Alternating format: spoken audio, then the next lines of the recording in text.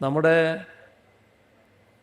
ആധുനിക കാലത്ത് സർക്കാർ ഇടപെടുകയും സർക്കാർ ആശുപത്രികൾ സ്ഥാപിക്കുകയും പ്രത്യേക ഡിപ്പാർട്ട്മെൻ്റ് ഇതിനെ സ്ഥാപിക്കുകയും ഒക്കെ ചെയ്തതോടെ ഒരു പുതിയ മാനം വന്നു.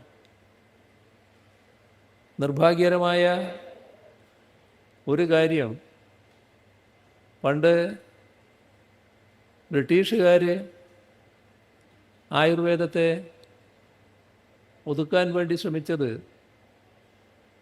അവർക്ക് അവരുടേതായ താല്പര്യമുള്ളത് കൊണ്ടാണ്. എന്നാൽ അതിൻ്റെ തുടർച്ചയായ മാനസികാവസ്ഥ നമ്മുടെ രാജ്യത്തും കേരളത്തിലും തുറന്നു വന്നുവെന്ന് കാണാൻ നമുക്ക് സാധിക്കും. അതിൻ്റെ ഭാഗമായാണ് അലോപ്പതി രംഗത്തുള്ളവർക്ക് ആയുർവേദത്തോട് ഒരു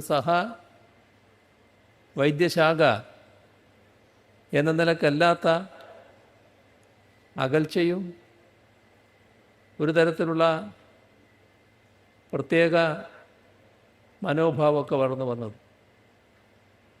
അതിൻ്റെ ഫലം ആയുർവേദത്തെ ഒരു ചികിത്സാ രീതിയായി അംഗീകരിക്കുന്നില്ല എന്തായിരുന്നു.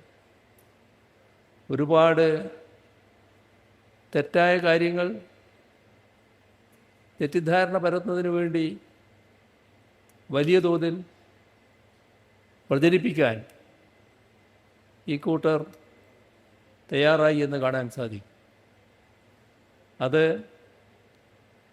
ഈ മരുന്ന് കഴിച്ചാൽ എന്തോ അപകടം സംഭവിക്കും, വലിയ തോതിലുള്ള ദോഷമുണ്ട്, പലതരത്തിലുള്ള ദോഷം പറയുന്നുണ്ട്. ഇപ്പം അതിൻ്റെ ഒരു പ്രചാരകനാണെന്നുള്ളതുകൊണ്ട് ആ ദോഷം എന്തൊക്കെയാണ് പറയുന്നുള്ളതിലേക്ക് ഞാൻ കടക്കുന്നില്ല എന്നേ ഉള്ളൂ. അങ്ങനെയെല്ലാമുള്ള പ്രചരണം അവരഴിച്ചു വിട്ടു.